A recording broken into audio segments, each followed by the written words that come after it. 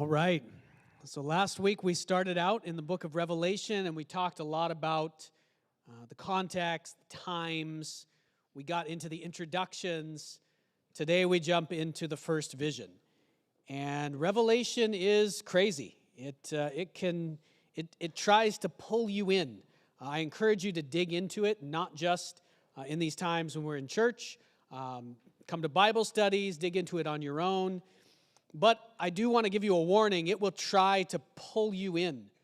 It will try to pull you into this sort of other world, the real world in some ways. And it makes this world seem different than you thought it was before. We're going to start out with an illustration today. And it's an illustration we touched on last week. I touched on this story last week. I told you the story of two famous farmers in 95 AD. I want to repeat it. And I want us to think about it a little bit more this week because it will help us understand the vision that we're about to read in Revelation chapter 1. So you remember I said there were two famous farmers. This is the year that probably Revelation was written, or it might have been written in the year right after this. This is the same year that the Apostle John, who received this book of Revelation, one of Jesus' best friends, this is the same year he was exiled to the island of Patmos. And also he was brought before the emperor of Rome in that same year. And they tried to torture him. But before that happened, they had tried to find important Christians who were leaders in this movement. And as we tell this story this time, I want you to think what it was like for the Roman emperor. He had heard that there's this movement of people who believe there's a different king. They believe this guy Jesus is a king, not the Roman emperor. They believe this guy Jesus is God, not the Roman emperor. And so the emperor thinks this movement, he thinks it's a political movement. That's mainly what he thinks. He thinks these guys are going to become rebels. It's growing in my empire. We talked about how his dad and his brother had tried to stamp out all the Jewish movements, which is what they view Christianity as, a Jewish movement. And now it's coming back, maybe 15 years later. And so the Roman emperor is furious. He sends his guys out to find any Christian leaders, and what they find is two relatives of Jesus. And I think this should be remarkable to you. Most of the time, we don't think about the fact that Jesus had brothers and sisters. The Catholic Church teaches that these brothers and at least one sister are just step brothers and sister, not biologically related to him in any way. But that's not what the Bible says. The most natural way to take the Bible is that these are half-brothers, right? Jesus is, of course, born of a Virgin Mary, so he doesn't have a biological father other than God himself. But these other children are very likely born to Mary after Jesus, born to Mary and Joseph. And we know most of their names. There's a James. There's lots of Jameses, right? And this is actually the name Jacob in Hebrew. Weird, huh? There's Joseph. There's Jude. There's Simon. And then the sister is not named, although I think there are traditions about her name. And then Jude, we don't know who his son was, but we do know these two people that the emperor catches in 95 AD are grandsons of Jude. Now, I told you this story last week. They're brought before the emperor. The emperor interrogates them. But why are they brought before the emperor? What does he expect? He expects that these two grandsons of Jude, who are, what are they to Jesus? They are great nephews of Jesus. So they are somewhat closely related to the Messiah. So he expects, number one, that these guys are going to be great leaders in the Christian movement. They probably are the leaders because that's how it would be in the Roman Empire, right? If you had, great nephews of the emperor, those are extremely important people. Only it wasn't like that at all in the Christian church. Not at all. So these two guys, they weren't even leaders of their church. They were just members of a church. That's it. They got together. They didn't have buildings. They got together every week probably and on Sundays, and they worshiped a lot like we do. And they tried to do good things. They were farmers. We talked about how poor they were, actually. They were barely getting by, and they raised their families. They tried to do a good job. So That's striking.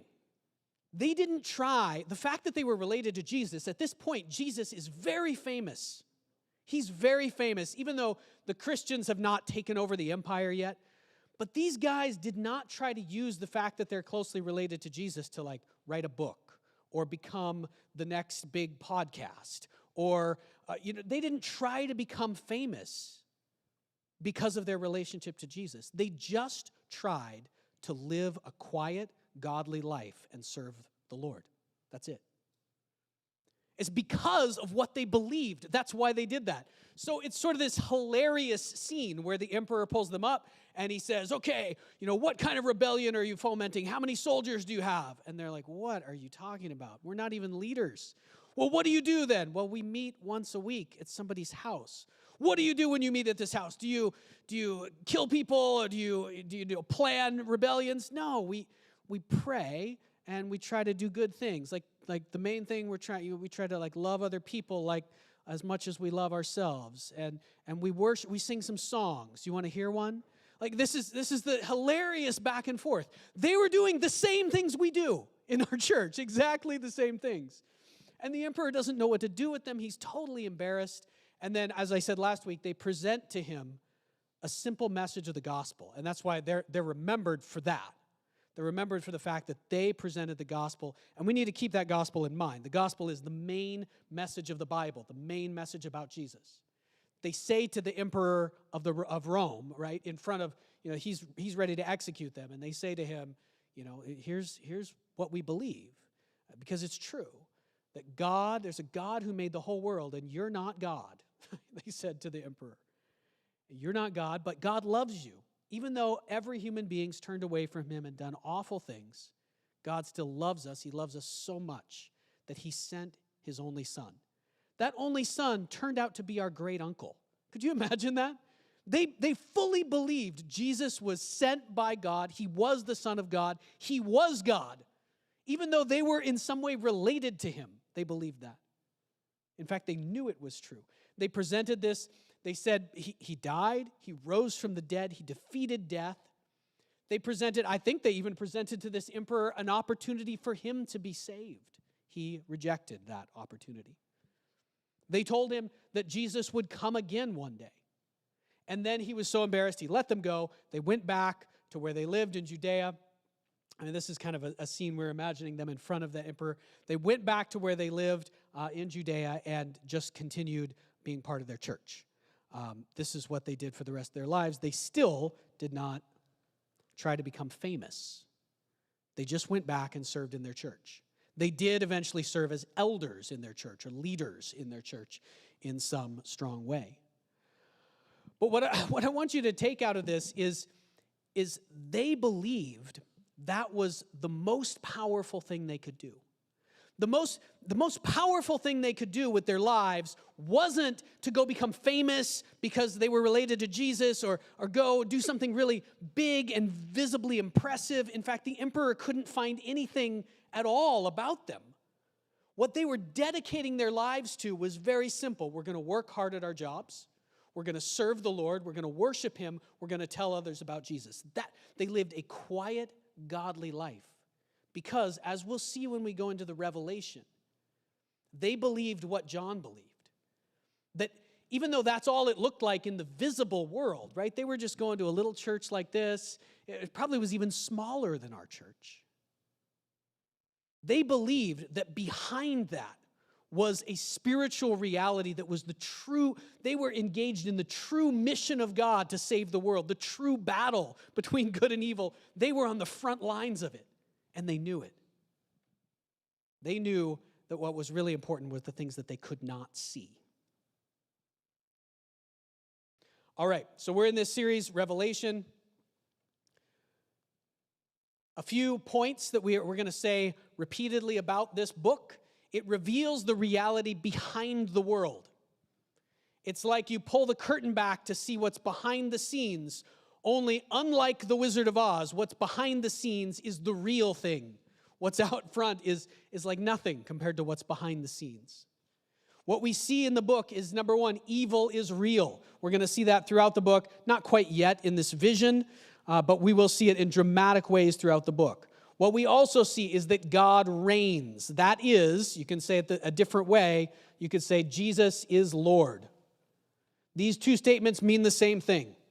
Jesus is the one who's really in control of everything.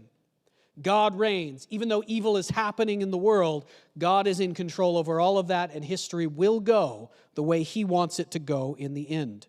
So get on his side. That's a big message from the book of Revelation.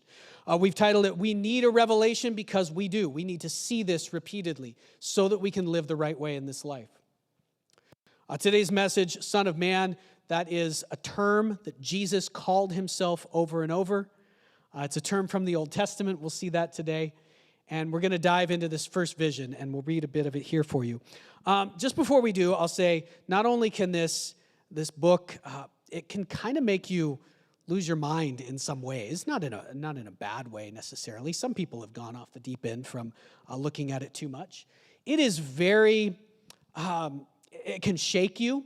It's very dramatic. So some people will read it and be shaken, changed. Other people will read it and just be confused. And so if that's you at any point, just keep going. Just seek God. Ask him to reveal it to you if you feel confused by this book or lost at some points. It is, as we saw last week in the opening verses, it is written to the servants of God primarily. And what that means is people who are really seeking after God, trying to follow him, who have given their lives to Jesus and are going after him in this life, following him. And so some parts of it are very hard to understand. Some parts of it require all kinds of knowledge of other parts of the Bible. So some of it, you might even say it was written almost in a code, although I don't think it was.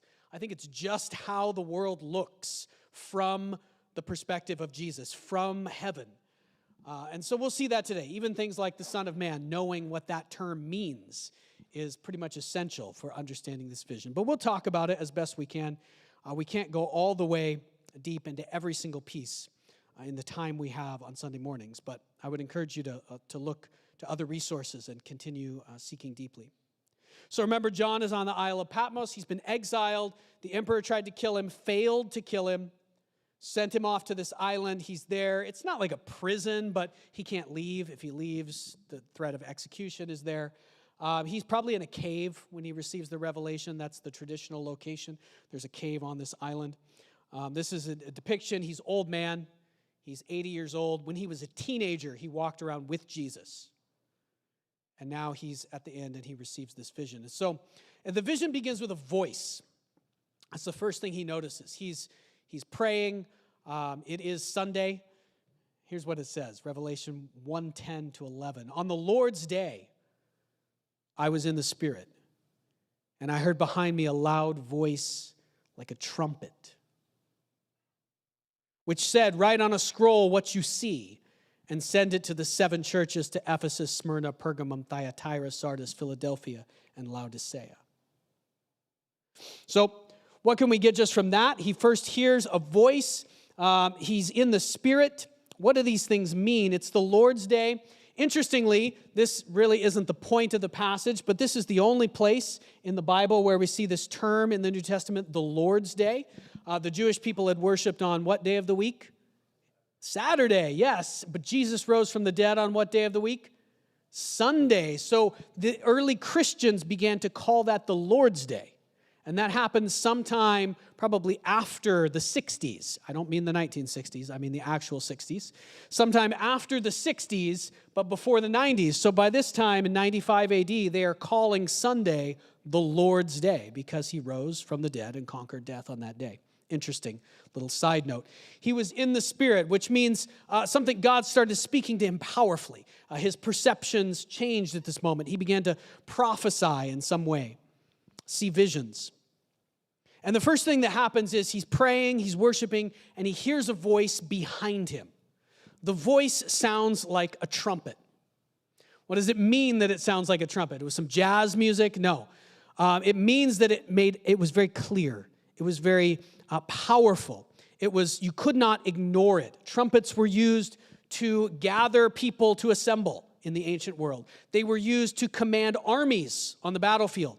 There's chaos going on in the battlefield. Trumpet gets blown with a certain blast, and everybody's supposed to do a certain thing. The trumpet cuts through the noise. It can't be ignored. It's very clear. It doesn't say, maybe this, I don't know, the world's chaotic. It says, no, this is evil. This is good. Follow the Lord. That's what a trumpet is like. That's how he describes it.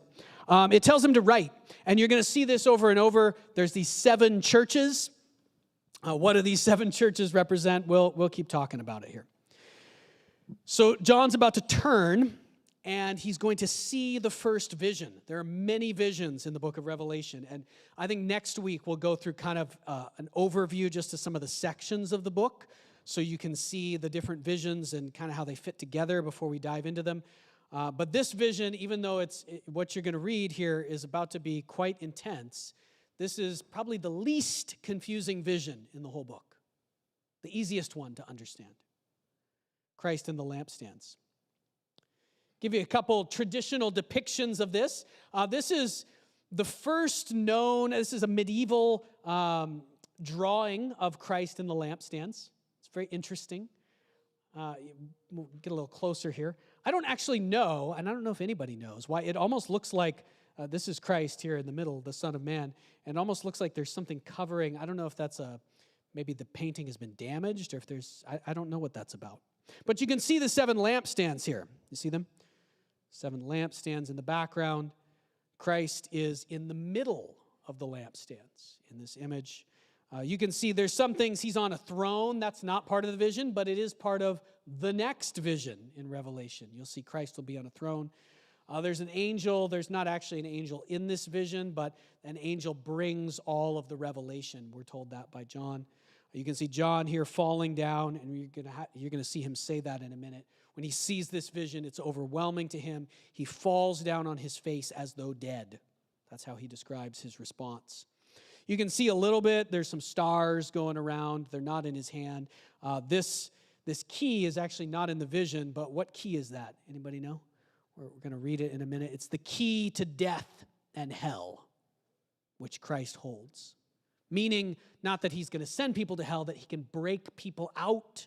He can open the prison door and get people out. That's what it means. This is the lower portion of it, the 7 churches connected with the 7 lampstands. This is another depiction of it, much more recent, late 1800s. It's hard to imagine exactly what this vision looks like. I struggle, but you can see here you got Christ, and he's just glowing. This one brings across the glow much more, right? John says that Jesus is shining in all the power of, like the sun in all its power. He's shining. His face is shining. And there's lots of fire images. His eyes are like blazing fire. You can see the lampstands have been depicted in a little bit different way in this image. Interesting. So let's start to read it. So it begins like this. He says, I turned around. And I love how John describes his physical presence, right? He turns and he sees this vision. He actually had to turn around. It didn't just appear in his mind or something. Somehow it was physically behind him. He was praying and seeking after God. He hears the voice behind him. And to see it, he has to turn around. I think there's meaning there. You can think about what that means.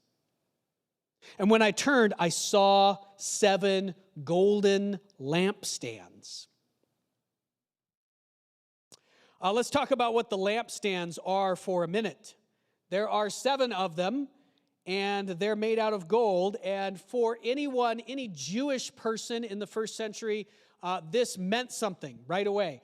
This is the Arch of Titus in Rome, and it shows something. It's when the Romans, they took over Rome and they destroyed the temple. The emperor we talked about, his dad and his brother. This is a depiction of what happened after they destroyed the temple. And what are they carrying out? This is Roman soldiers carrying out all the amazing treasures of the temple in Jerusalem after they destroyed it. What are they carrying out of the temple? A lampstand, a menorah. And how many branches does it have on it? 1, 2, 3, 4, 5, 6, 7. 7 lights. 7 lamps. Okay? Now, here's the question. Is it the same as what we're seeing here in the beginning of Revelation? Is it the same as the vision? And the answer is no. It's the same but different. In some places in the Old Testament that John, or maybe not John, Jesus is drawing on when he gives this vision to John. There's the idea of one lampstand with 7 lamps. And the word for lampstand is the same word John uses here. So John is taking this idea that the temple had this thing in it. The temple had this menorah in it, this one lampstand with 7 lamps, and he's changing it. The vision now doesn't just have one lampstand, it has 7 separate lampstands. It's almost like the lampstand that was in the temple has been broken apart and spread out. What in the world? And it's very intentional in the Greek text. It's very clear. It's why. We'll get to it in a minute. But that's what's happened. We've broken apart the menorah. Okay. Next, the mystery. Now I'm jumping to the end of the chapter because I want to show you one thing gets explained. It gets explained what the lampstands are. And it gets explained what the stars are. We haven't even gotten to the stars yet, but I want to explain it so we know what they are. The mystery of the 7 stars that you saw in my right hand and of the 7 golden lampstands is this. This is what he's told by Jesus after he sees the rest of the vision, which we'll go back to. The 7 stars are the angels of the 7 churches. So remember, he said 7 churches, right? Ephesus, Smyrna, Pergamum, Thyatira, those 7 churches. They're the angels of the 7 churches, and the 7 lampstands are the 7 churches. So this is not always the case in Revelation. Sometimes we're told what the vision means. Usually we're not. Usually we have to figure it out. But in this case, we're told what 2 of the pieces mean. The lampstands are these different churches. So somehow, something that was in the temple has been broken up, turned into different pieces, and sent out to all these different churches, which are all over a certain part of the world, right? And the churches they represent, I'll just say, they represent these particular 7 churches, but they also represent all the churches. We're going to see the number 7 over and over and over again in the book of Revelation so many times. There's 7s within 7s. There's 7 times 7s. There's so many 7s. And the 7s all mean the whole thing, completion, all of it. And so while we are talking about 7 particular churches that John actually sent this letter to, it's also meant for all the churches. And these 7 churches represent all the churches. So somehow these lampstands all over the world, all over what they thought of as the world, and they represent the church all over the world today. All right, he continues. This is the vision. So now we're back into, he's just seen the lampstands. And among the lampstands, he sees someone like a son of man, dressed in a robe reaching down to his feet, and with a golden sash around his chest. In my vision, I looked. I'm jumping to Daniel chapter 7. So we need to have an Old Testament reference here. Okay, so like I said, all of this is incredibly detailed. And I don't know how much John understood even immediately when he saw it at first. But as he thought about this vision afterwards and wrote it down, he clearly recognized that what he was seeing was very similar. It wasn't exactly the same, but it was very similar to visions that had been seen hundreds of years before, 600, 700 years before, by the prophet Daniel, by the prophet Zechariah, some of the things by the prophet Isaiah, different prophets who had actually come before Jesus. And so what he's doing here, and I said before, this is a term most of you will know that Jesus used about himself over and over again. One of the weird things about Jesus is he would go and talk about himself to other people. And he would say things like, the Son of Man came to seek and save the lost. And people who were listening to him, most of them were like, what are you talking about? Who are you talking about? Yourself? Are you talking about like the son of some guy you know? But no, he's talking about this particular verse from the book of Daniel that only people who really, really knew their Bible, people who sought after God so much that they would immediately recognize what he was talking about. Jesus would speak in this way so that only those who really wanted to know would hear. So when you ask yourself in your life, does God speak to me? I feel like maybe he's silent, like he's not guiding me. Do you really want to hear him? And have you sought after him? That's the big question. That's who he speaks to, people who really want to hear him. All right, so in Daniel 7, here's the vision, and there's so much here, guys. Go read Daniel chapter 7. It's wild, just like Revelation. This is the prophet Daniel. He says, in my vision at night I looked, and there before me was one like a son of man. The exact same phrasing that Jesus used, the exact same phrasing that John is using here to describe his vision. And what is this one like a son of man doing in Daniel 7? It's strange, right? Because the Jewish people believed in how many gods? One God. They believed there was one God. That was like their whole thing. There's only one God, right? There's not all these gods like all the different peoples in the world believe all these pagan gods and temples. There's only one. And yet here's Daniel's vision. I saw one like a son of man coming with the clouds of heaven. He approached the Ancient of Days. Who's that? Who's the Ancient of Days? God. The God of the Old Testament, the God of Moses, the God of Abraham, the one God. But now there's this person who looks like a son of man. He looks like a human. But he's approaching the Ancient of Days. He's riding on clouds.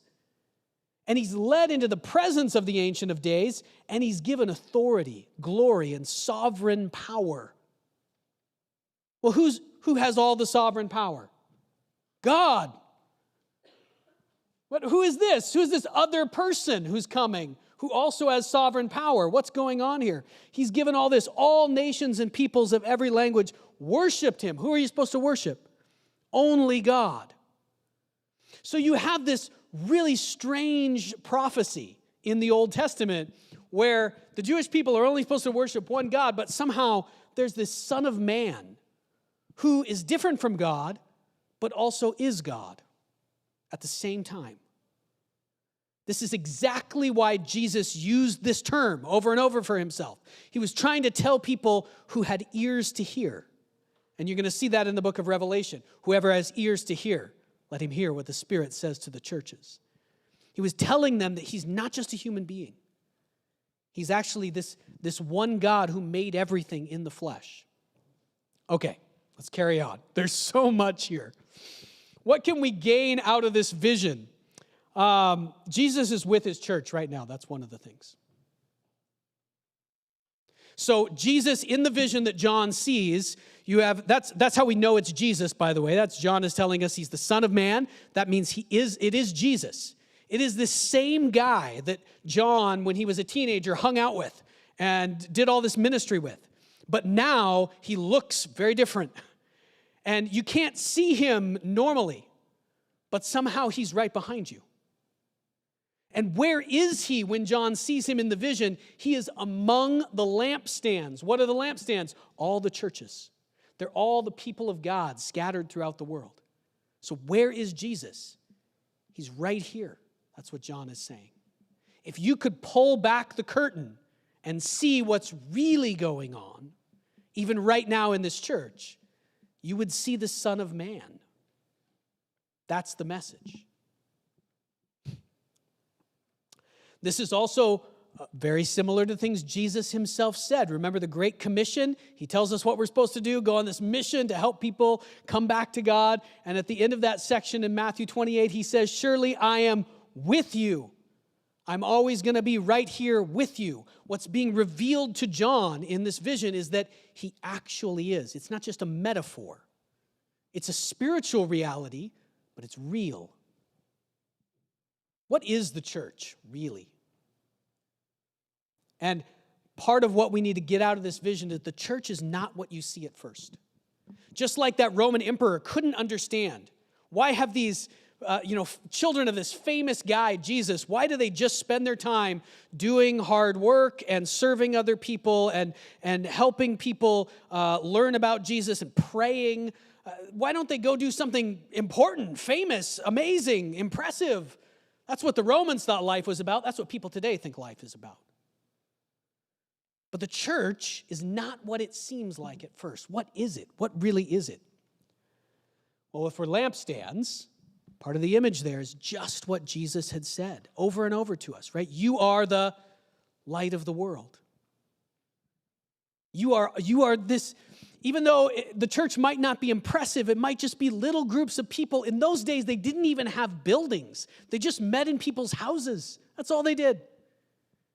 It wasn't impressive really in any normal worldly way. It wasn't impressive. It was mostly poor people. It was mostly people who were down and out, struggling. And honestly, that's what a lot of churches are like today. We just get together a bunch of people who are desperate because we've had struggles in our lives and we need God's help.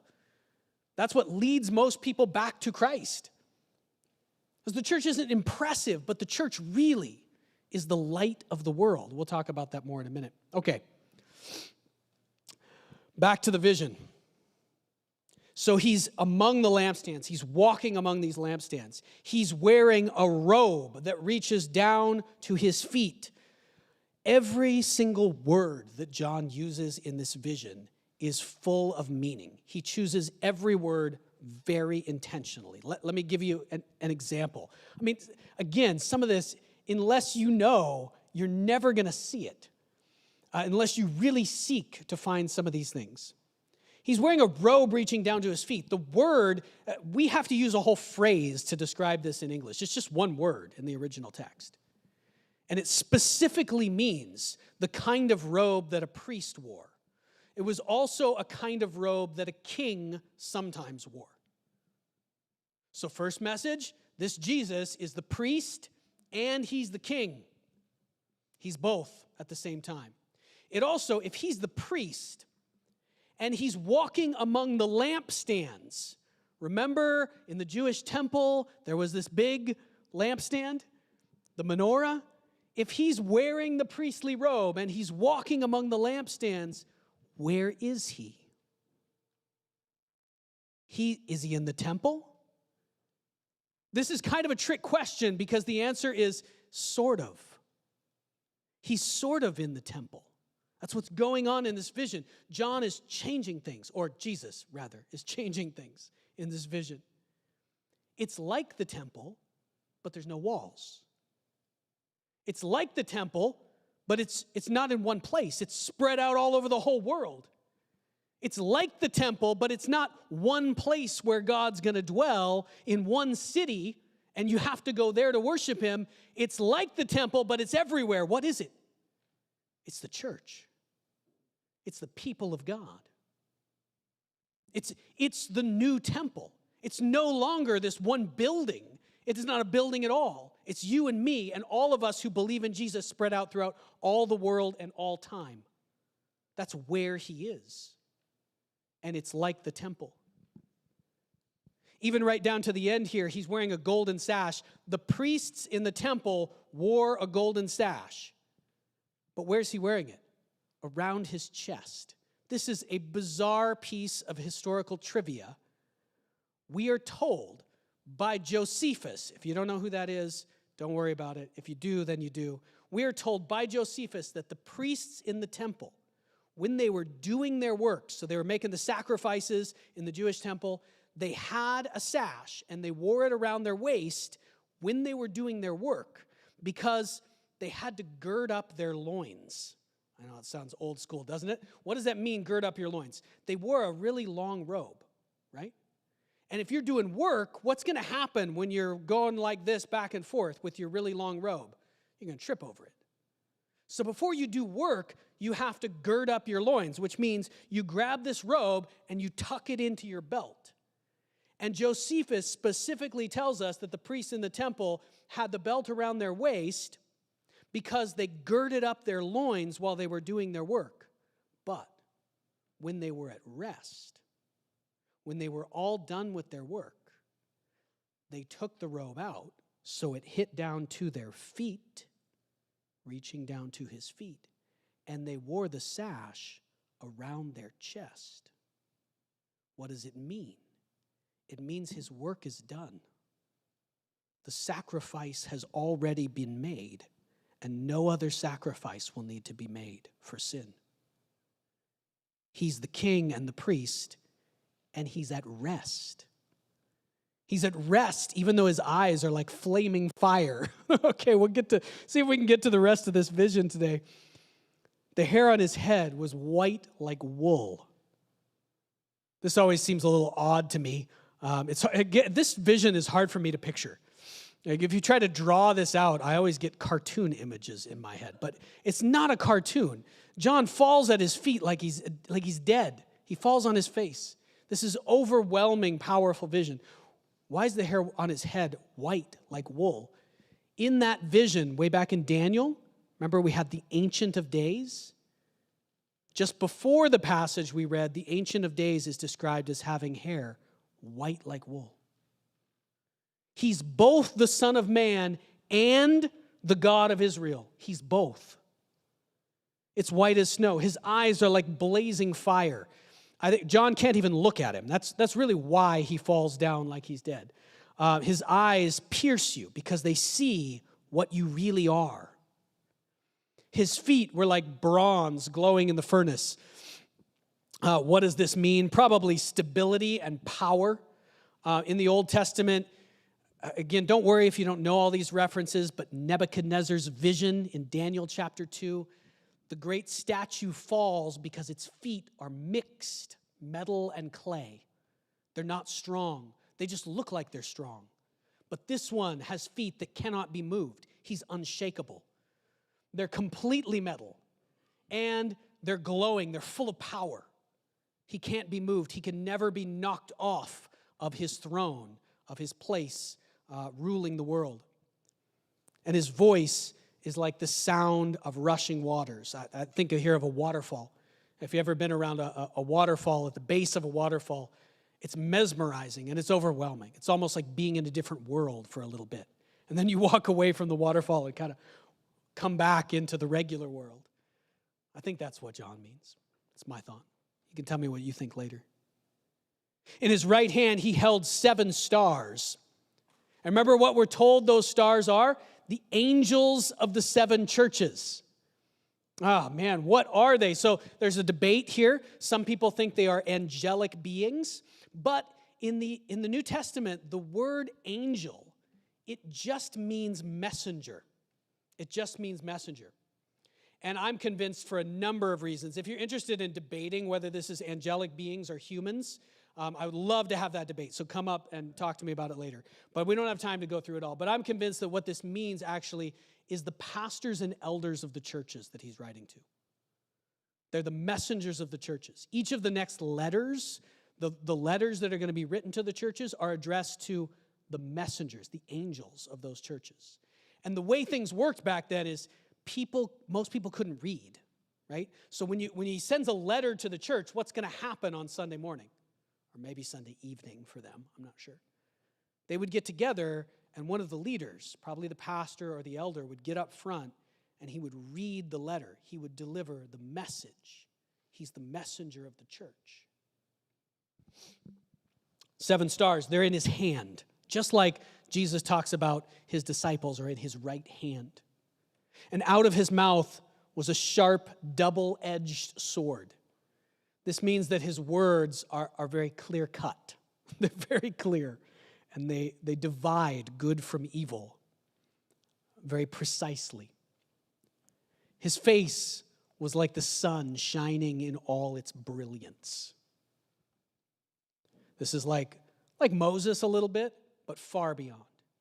You can't look at the sun. You can't look at the sun for more than a split second or it damages your eyes. What does all this mean? If we're to sum it up, he has all the power and all the authority, which is what he said. Remember what he says at the beginning of the Great Commission before he sends his church out into the world? All authority in heaven and on earth, this is what he tells his disciples, has been given to me. I rule everything now. No one else can control things, only me. That's what he says. What John is showing us is that if you pull back the curtain, even though there's evil all over the world and our lives are chaos up and down, the truth behind all of that is that he is actually in control. Even Satan has no power and authority that can overrule or even compare with his power and authority. He is the only one who's in control. And that's why we can trust that if we follow him, in the end, it's all going to turn out to be okay. Because he's really in control. I said earlier, we are the light of the world, but now that you've seen the end of that, it's only partly true, isn't it? So it's almost comical. You've got this vision of the 7 lampstands, right? And these little stars, the messengers of the churches, and the lampstands are producing, we assume, this little light, like from a candle. And what's in the middle of all those lampstands? The Son of Man. And he is shining brighter than the sun. So is it true that we, the church, are the light of the world? Yes, it's true. But what's really true is that he is the light of the world. That's what's really true. They're both true at the same time. But the only light we have is this little light that comes from knowing him, comes from his Spirit living with us. The real light that is changing things, that is driving back the darkness, isn't coming from these tiny candles on top of the lampstands. It's coming from his face. The next thing that happens, there's this amazing moment where, we got to wrap up soon. There's this amazing moment where he tells John not to be afraid, right? John says, I saw him. I fell at his feet like I was dead. The vision was overwhelming to him. I think this is much like what happens to Daniel, right? Daniel spent 3 weeks sick in bed after the vision that he receives at one point. I fell at his feet as though dead. And then, this is stunning. Think what he's just seen. This one who's standing among the lampstands, shining like the sun, walks over to John and places his right hand on him. What was in that right hand? The stars. What is John? Not only that, I think in my mind what's happening here is John is overwhelmed by this. But then Jesus comes to him and basically says, listen, it's me, John. Remember? The same one that used to walk with you, the same one that you used to talk to all the time. Remember when we were together? Just because I look completely different now, don't worry about that. Don't be afraid. And it's actually because of what I look like now that you don't have to be afraid, John, because I am the first and the last. I am the living one, not just alive, but the living one. These are all references to the God of creation, the one who made everything, the one God. Does the Bible say anywhere that Jesus is God? Yes. It says it over and over and over again. He says to him, I was dead. You remember, John, I died. But now look, don't forget just because you can't see me. I am alive forever and ever. I like the Greek text much better than our translations. What it actually says in Greek is, I am alive to the age of the ages. I am alive now, and I am alive into and beyond the new age that is coming. And I hold the keys of death and Hades. Because I died, I can now break people free from death and hell. And we'll wrap up with this. He closes by saying to John, so write. Get up, John. I'm about to show you a whole bunch more. Write what you have seen. So write this vision. Write what is now and what will take place later. There's this huge question about Revelation. We're going to ask it over and over as we go through. Is it about what happened back then in the first century? Is it about things that happened right after John? Or is it about things that still haven't happened? They're going to happen way in the future. What's the answer? Yes. The answer is it is about what is now at John's time and about what will take place later. It's all of it. Maybe even all of it at once. And then he uses this word, the mystery. And that word is going to be used over and over. It means something secret, hidden, but that's now being revealed to the believers.